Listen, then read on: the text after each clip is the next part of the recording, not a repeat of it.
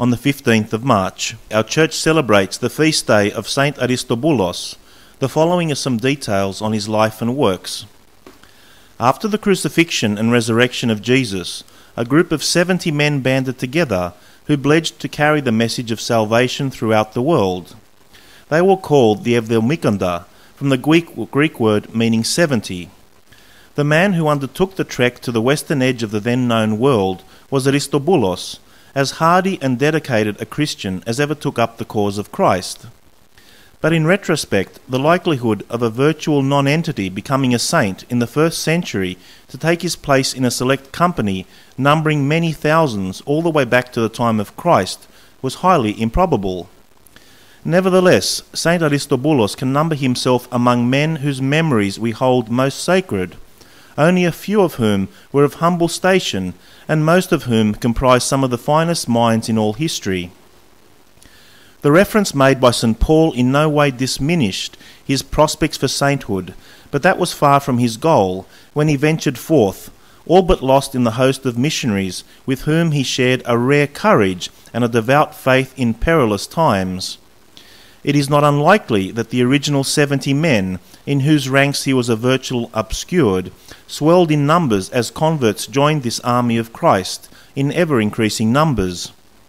The remarkable group that formed to leave not only the Holy Land but the continental limits of Europe as well, were introducing the new faith to new frontiers.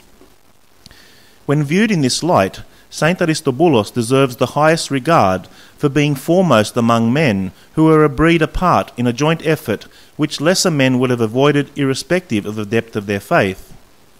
Today the name Aristobulus, for the most part, is a name on a church calendar, but in his day he was a symbol of the utmost in devotion to Christ. Aristobulus was a favourite of St. Paul himself.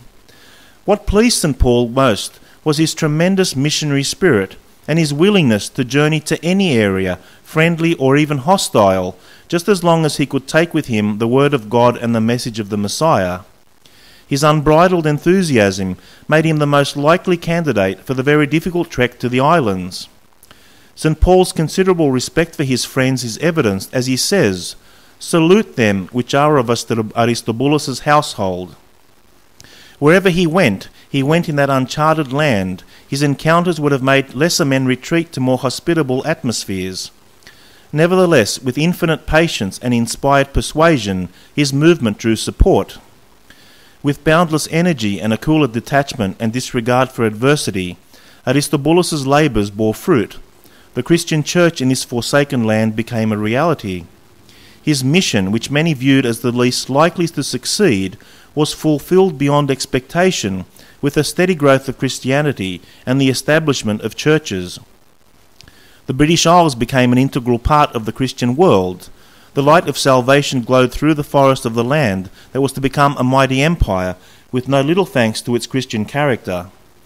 Aristobulus seems to have been spared persecution principally because the scattered array of opponents to his holy mission were put to rout by his oratory skills. Surviving many crises and dangers, he preached for many years until his voice was stilled by death on the 15th of March.